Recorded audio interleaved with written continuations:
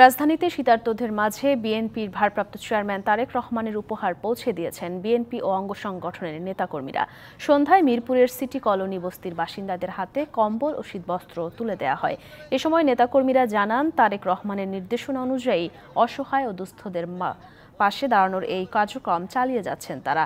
আয়োজনে উপস্থিত ছিলেন ঢাকা উত্তর সিটি কর্পোরেশনের সাবেক কাউন্সিলর ফেরদৌসী আহমেদ মিষ্টি ও যুবদলের সাবেক সদস্য সচিব মোস্তফা জগলুল পাশা পাপেল, মহানগর উত্তর যুবদলের যুগ্ম আহ্বায়ক সাফায়েত রাব্বি আরাফাত সহ অন্যান্যরা।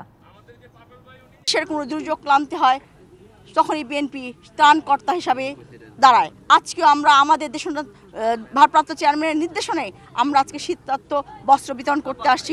অনির্দিষ্টকালের জন্য চলবে, যতদিন শীত আছে, যতদিন মানুষের দুর্ভোগ আছে, ততদিন আমরা মানুষের সাথে ইনশাল্লাহ আছি।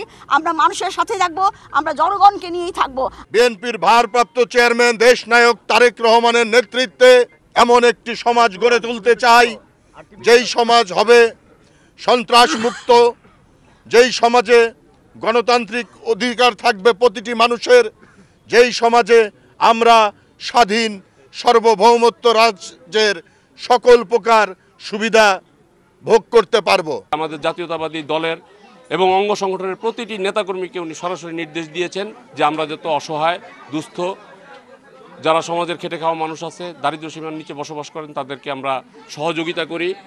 তারই একটা অংশ হিসেবে আমরা দেখেছেন আপনারা মশক নিধন কর্মসূচি করেছি আমরা ডেঙ্গু মশার সময়, তারপরে হচ্ছে কি আপনার বন্যার সময় সহযোগিতা করেছি। আমাদের পক্ষ থেকে সর্বোচ্চ তারেক রহমান যেই নির্দেশনা দিয়েছেন ওনার পক্ষ থেকে আমরা করেছি। এবং আজকেও আমাদের যে কর্মসূচিটা এটা হচ্ছে গিয়ে আজকে শীতার্ত মানুষের মধ্যে আপনার শীতবস্ত্র বিতরণের যে কর্মসূচি।